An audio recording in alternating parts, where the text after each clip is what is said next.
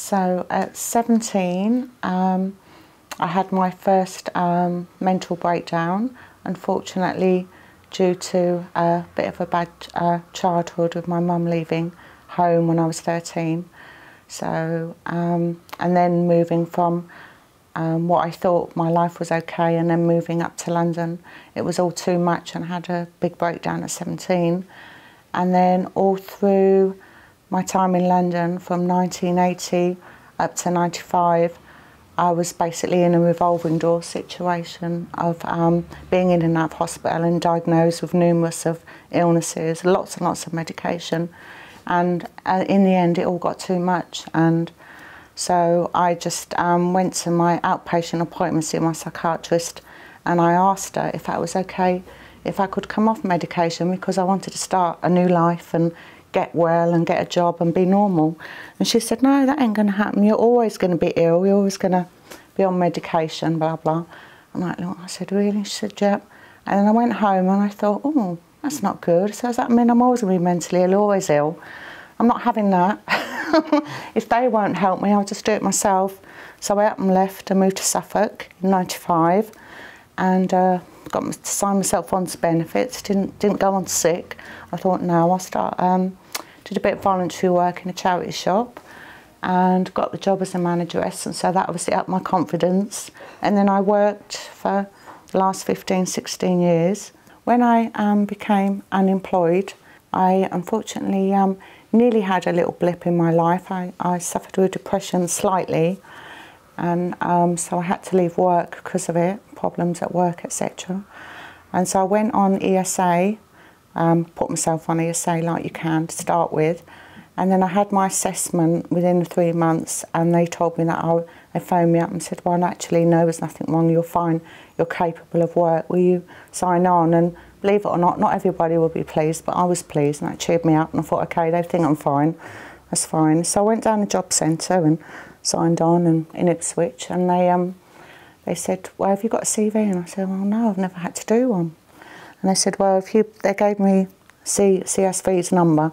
I said, well, there's a guy there, Andy, if you get in touch with him, he'll do it for you. So I said, okay. So I rang up, made an appointment, came down, did my CV, and then I got chatting with Andy and told him a bit about my past and said I was a bit concerned about, re-getting employment. And I said, I'd like to do some voluntary work. I don't want to be sitting at home.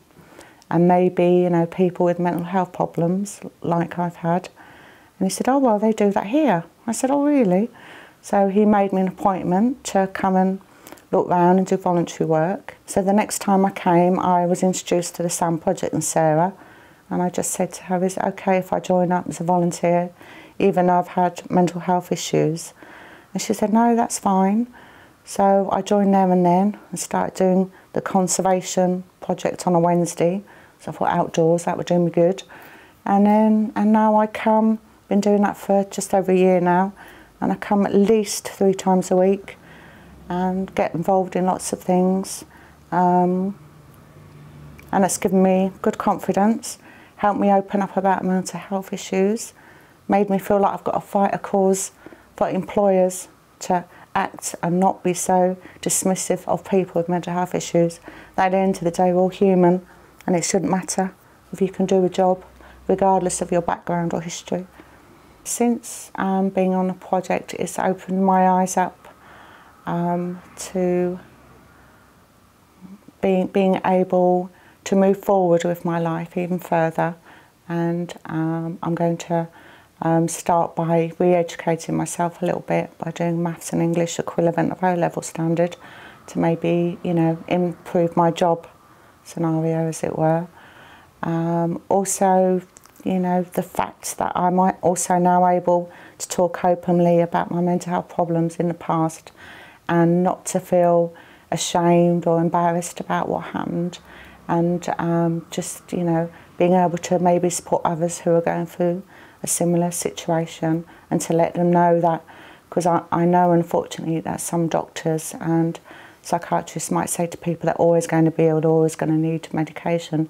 And so it's just basically voicing my opinion and story and saying, well, no, it's not actually true. It doesn't happen that way. I've been medication-free, mentally health-free for 16 years, so it can be done. And, you know, so it's just trying to help people to improve their lives. So my goal in life now is I feel, you know, that I should maybe, it would be nice to get employers on board with this thing of employing people with mental health problems and not feeling that it's going to be a problem or issue with them time off or not working hard, because I think deep down anyone who's suffered with mental health problems or had them is always going to be happy that if someone does know about the situation, is on board with them and willing to take that chance. And I think in the end the employer would be well rewarded, because I do believe that, you know, we're hard-working, good, honest people.